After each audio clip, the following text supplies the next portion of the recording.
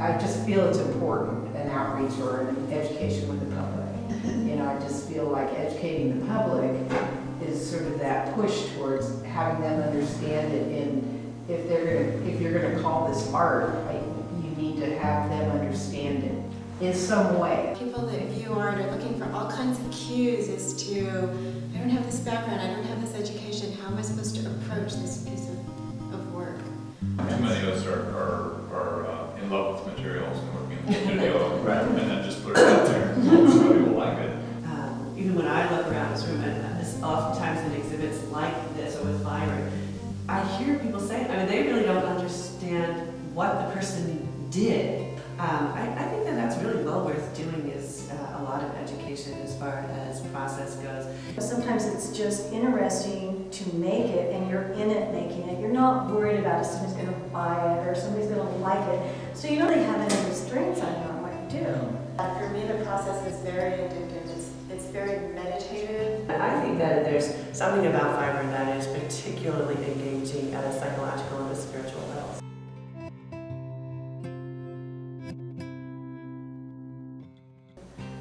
Someone said with my work, you could tell that that you play with it and that you enjoy making it, building it, and I do. It made me feel in love with hand twining, which I do with wax linen, and exploring other medias with my hand twining, and also making paper, handmade paper.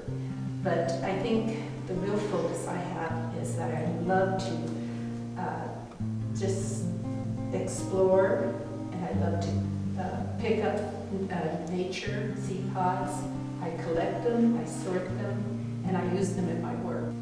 When I create my work, I just kind of get into my own creation. I'm not thinking about the audience, and until it's getting close to finishing.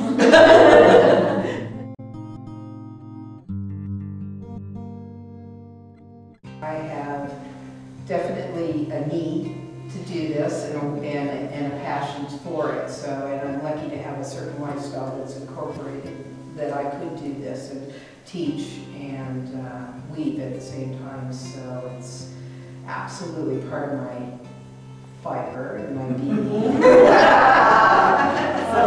But it's hard. It's hard to put that. It's hard to put it into words sometimes how important it is for me to do the work. I was pushing more. I wanted to be. I didn't really want the B word, basketry. You know, I wanted it to be more sculptural. But then on the other hand, the sculpture world wasn't approving of my materials. Right. So I was, okay, fine, I'll just keep going.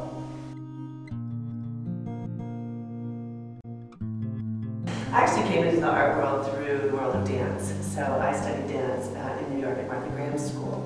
So in dance, just the parallel between, so you have the ballerinas, and you have the burlesque jazz, and you have modern dance.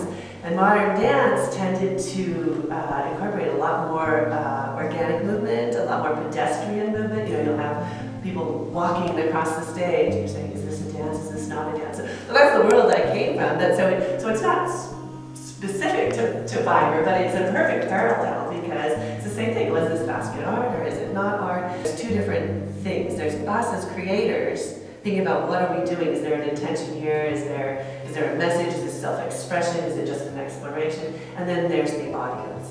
How is the audience interpreting that basket? Is that they see a beautiful, well-crafted Appalachian basket and are they saying, oh, this is art or artful or craft or whatever? Or they see your basket and they just immediately know that it's art. So I'm not providing any answers, but just, but just the thought that, and this is the constant dialogue is between the creator and the, what do we call it, audience, or the person who is going to either appreciate, buy, or enjoy, or have a reaction to what we create. Color's always been a very important part of the work, and I've always dyed my own yarns for the pieces, at least for the last 38 years. And both chemical and more recently natural dyes. Natural dyes more because it's a different palette. I always think of what an artist is trying to do is to express something or do something that someone else has not done before, and what better way to work in a medium that's not me. But having said that, I think there's a precaution, and that is that a lot of people in this group, California Harbors is one of them, tend to ghettoize themselves by using the term fiber, instead of just talking about what the idea is that they're trying to express and what they've made. And it really should be more about, is it well made, does it convey an idea?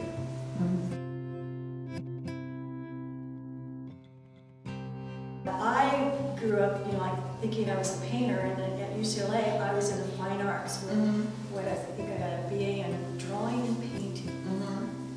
So I don't know. I think I kind of look at the whole fiber thing in a way. I've always looked at it as art. I mean, I always liked, for some reason, I always liked baskets, and even traditional baskets to me, they're beautiful. I think to me, I always thought they were art. There's something about it that I just really like. I like working with the materials, I like collecting the materials.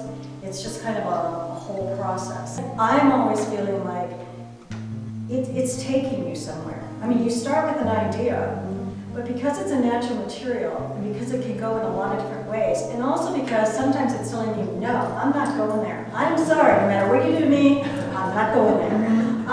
That you change your mind, you change your idea as you go along. And to me, that's what is exciting. You're working on one thing and you thought you were going to go right, and now you're going left, and now, gee, it was going to be a pedestal piece, now it's a wall piece, now it's bigger than I am, whatever, but it's always evolving. And then I know I'll sit and I'll work on a piece, and as I'm working on a piece, I'm getting ideas for another piece, because it's just, it can go in so many different directions.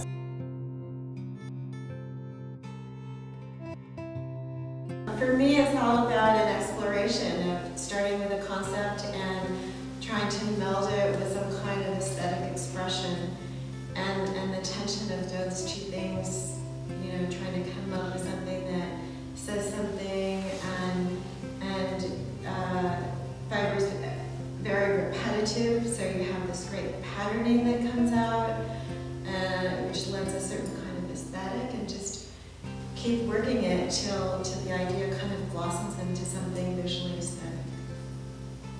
My interest for the past 4 or 5 years has been in nature and in aging. So I approach my pieces both from a conceptual point of view